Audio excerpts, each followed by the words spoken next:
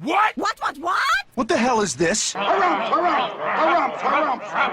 I didn't get a harumph out of that guy. Give the governor harumph. Harumph! You watch your ass. I see you shiver with anticipation. Let the show begin. Hey everybody, this is David Heretic coming at you with another edition of Reactions, Reviews, and Rants. And tonight, all right, we're coming back to Nirvana. Yes, indeed, Nirvana Fans FEELIN YOU. Come on now. Here we go. Before we go any further, for those of you who are feeling inclined to doing all the clicks and the likes and the bibbidi bob, do me a favor before you do all that stuff. Please watch the whole video first, okay? Give me a chance to actually earn those clicks and likes. Now, after the video's done, if you still feel like doing all those clicks and likes, then by all means, feel free to click away. This comes as a request from Andy, and Andy wanted to see me react to this song by Nirvana called Stay Away. Now, have I heard this song before? No, I have not. To the best of my knowledge, this does not resonate with me in any way, shape, or form.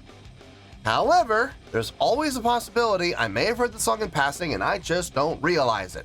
So as always, if I start listening to the song and I suddenly go, oh man, you gotta be kidding me, I have heard this song before, I'll let you know. That's the truth. You know me, I'm gonna be honest with you guys. We had some problems with this video. When Andy made this request, this was posted up on Nirvana's official site, on Nirvana's official page. And at the time, it had 4 million views. Well, I go to download it, and I couldn't download it, so I went and checked. Sure enough, video is not available. Now, that's not because YouTube removed it. That's because Nirvana themselves removed it. So Nirvana removed that video for whatever reason. I don't know. And I can't get it. So I went to Nirvana's official page on YouTube, found the same song. It has 2.5 million views. But I figure this is probably gonna be pretty much in the same boat. It might even be the same video. Maybe it got corrupted, it's very possible. But in any case, I couldn't use the original link that Andy gave me. So I got the next best thing, which is the official audio. I know it's official, I know, but better to be safe than sorry. So it is posted on Nirvana's page, shocking, and it does have 2.5 million views. It'll get you there. Other than that, there's really nothing else left to say. A link to the original video will be down below in the video description for your viewing pleasure at your leisure. Let's get started. What do you say? Are you ready? Are you ready? Because here we go. All right, here we go. Nirvana, Stay Away audio. Cool. All right, let's do this. All right, boy, let's do this.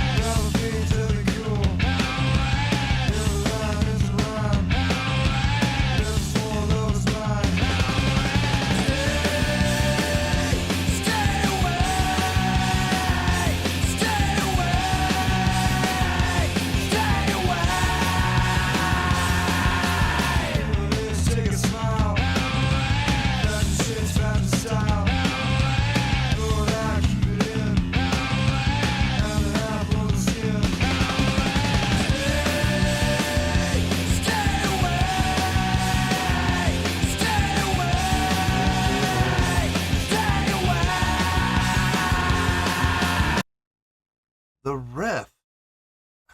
Ba-da-da-da-da-da. Going down to the major 6. Huh. So, wait a minute. Excuse me while I whip this out. It can't be that simple. It can't be. See if I'm right. So D to B. F to C. No.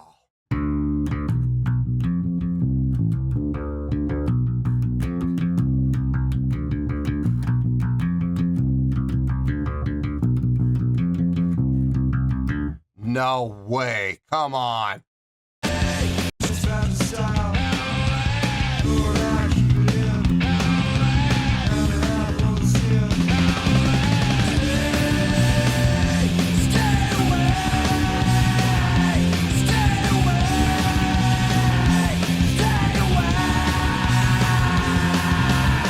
Wow.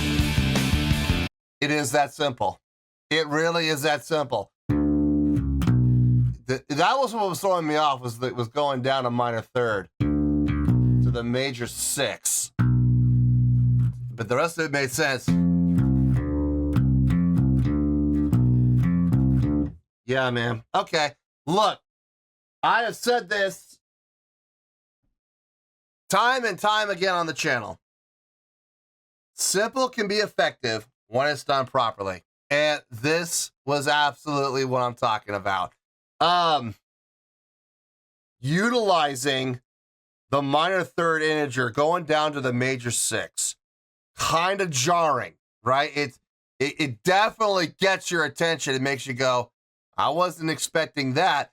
And then from there, from being on the B that we're on to the F, the flat 5 creates a natural flat 5. Despite the fact that that F is actually the minor third of the root, doesn't matter because we're on the B now. We're on the major 6, going to the minor 3. That's a flat 5 integer. That's really going to catch your attention. But then it resolves on the minor 7. Very pleasing to the ear on that part. It's jarring, but it's jarring in a very pleasing way because it does resolve well. So that's nice. On top of that, you got a nice straight ahead 4/4 times time signature punk feel on the drums. It feels nice, and the bass, the rhythm pattern that Chris is coming up with is very nice. It's a straight ahead song, super simple, yeah, but man, it's fun. It is absolutely fun. This is a nice listen.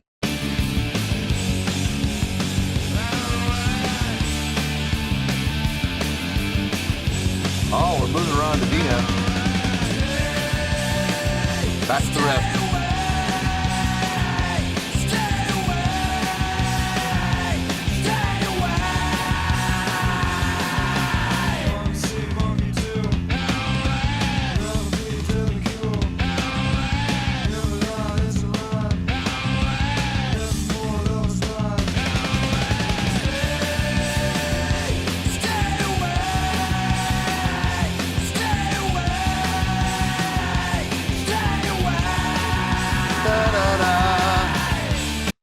It also is working out because of the notes that Kurt's singing.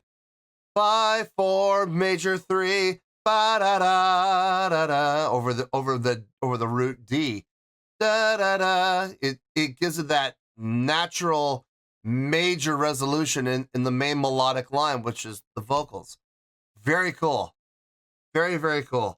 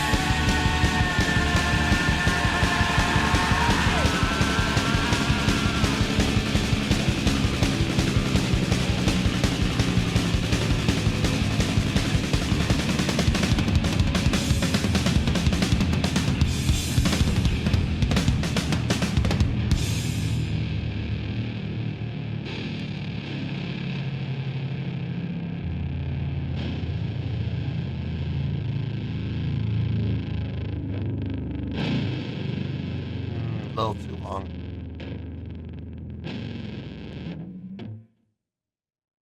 Should have ended that about 10 seconds ago. Got a little long there on that ending. Just a little too long for what they were doing, just detuning. Yeah. They could have cut that in half and would have been just as effective. Fun tune. A fun tune. Impressive. I don't know if I go that far. But it was fun. It was definitely fun. Let me get my thoughts together. I'll see you in the review, and we'll talk about it. Well, there you go, folks. That was Nirvana with Stay Away. This was a request from Andy. Okay, not a lot to talk about. There's not a lot, but I do want to talk about a couple of things. So let's get to the score, and then we'll discuss those items. On a scale of 1 to 10, believe it or not, I'm going to give that an 8.4. Yeah, 8.4. I feel good about that score. Let me tell you why. Why? Okay, first things first. An 8.4, what does that mean? Well, an 8.4 would translate to a great scale rating. I think this was a great song. It would get 4 to 5 stars and an A- letter grade. So there you go, an 8.4, great scale rating, 4 to 5 stars and an A- letter grade. Now, how did I come up with this score? So glad you asked. First and foremost, the energy on the song, the drive on the song, very straight ahead, very punk feel. They made that very obvious. In particular, two things. Number one, Chris' bass pattern, rhythmically, not so much notationally, but rhythmically, putting a lot of emphasis on the downbeat. You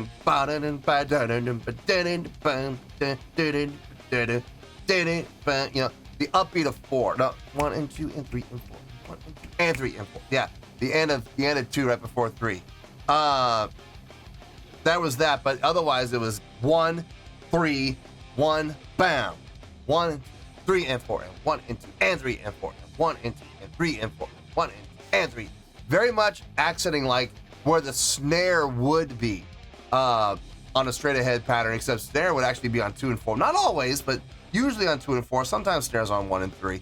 So Chris' bass pattern with the accents almost emulating the snare, which is kind of cool. And then there was Dave's drumming, man. A lot of snare work. Like a lot of snare work. In particular, when it came to like, you know, just playing a straight ahead, like not so much like a marching pattern, but just a straight ahead 16th note pattern. Just right in those 16th notes. Really helping to push the song forward. And that's cool, man. I dug it. I dug the feel on it. Very creative. Not so much from an impressive standpoint, but just the fact that he was creative enough to think about doing that. I think that was really nice. The chordal progression. We already talked about this at length, so I'm not going to talk about it at length again, but I do want to say that I was really, really kind of impressed with what they came up with. Doing the, I know they probably didn't sit there and, you know, with a scientific calculator and try to figure everything out. I think they just were throwing chords together and they were, oh, this sounds good. But, you know, the D down to the B to the F, you know, to the C to the D again.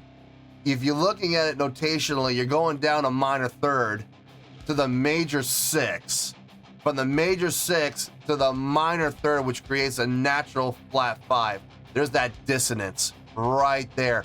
Even though it's the minor third of the root, because of the normal root of the D, right? But we're not basing that integer off of the root. We're basing that integer off of the new note that we went down to, which in this case was the B. B to F, flat 5, automatic dissonance, which was resolved by dropping down a fourth. A fourth integer 5 steps down to the minor 7 to resolve to the root. I thought that was really smart. Again, did they know going in that they were going to intentionally write that? Yeah, right. No, I'm sure they didn't. from everybody in the comments telling me they didn't think about writing songs like that. They just came up with chords that they thought felt good and they put them together. So again, one of those happy little mistakes, you know, those happy little coincidences. Yeah, they definitely shined through here. But the thing is, despite the fact whether they meant to do it or not, whether it was intentional or not, doesn't matter. It was pretty brilliant. It actually kind of was. So it definitely works. And it's catchy. It definitely is ear catching. It grates your chest enough before it resolves to the 7. Or the 7 to the root again. So I mean, it definitely gets your attention. It definitely works. What else really works for me? What was happening within the vocals? Kurt going up to the 5 to the 4 to the major 3 resolution over what was happening within the dissonance of the chordal progression happening within the instrumentation. Very cool. Very, very cool. Very pleasing to the ear. Again, do they mean to do that? Do they think about it was the 5th to the 4th to the major 3rd? No, I'm sure they didn't even think about that. They were probably he probably sang and did that progression and went, oh, that sounds good. Again, a happy little coincidence, a happy little mistake. So, but here's the thing, whether it was intentional or not, mistake or not, doesn't matter, because at the end of the day, that's what we get. And what we got was a high energy song with some really interesting, unique chordal progressions that did work in cohesion with what was happening vocally. I think that was a great job, man. And since that was pretty much the entire song, yeah, it was a great job overall. Is it my favorite song by Nirvana? No, it's not my favorite, but I would definitely put it in contention for one of my favorites. Yeah, sure. The more songs I listen to from this album, the more I'm digging it, and the more I'm thinking about getting it. I really am. I am really contemplating buying it. I said I was gonna buy it when I did that one. I forgot the name of the song. The one I compared to Black Flag. I haven't gotten around to buying it, but I'm seriously considering it now. I really am. I think I'm just gonna have to break down and get it. But I'm scared to, because what if there are other, I have to check the queue and see if there are more reactions I have to do, because I don't want to go and listen to the album and ruin any potential reactions. So I'll have to be careful. But in the meantime, I do have this song to put on my playlist and enjoy it. I absolutely am going to do that. So let's wrap everything up here in a nice shiny bow, shall we? We got an 8.4, great scale rating, 4 to 5 stars, and an A- letter grade.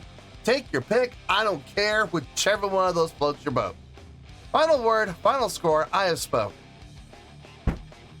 Well, that's going to do it for this edition of Reactions, Reviews, and Rants. Hope you all enjoyed the show. Hopefully I was able to entertain you. If I was able to put a smile on your face and brighten your day, I did my job, and I'm so glad I could do it. If you guys feel like joining the fan base, go ahead and click on that button down there. If you guys want to like the video, go ahead and like the video. If you guys want to ring the bell, go ahead and ring the bell. It honestly doesn't make any difference at all to me, but if you guys feel like doing these things, well then by all means feel free to do so.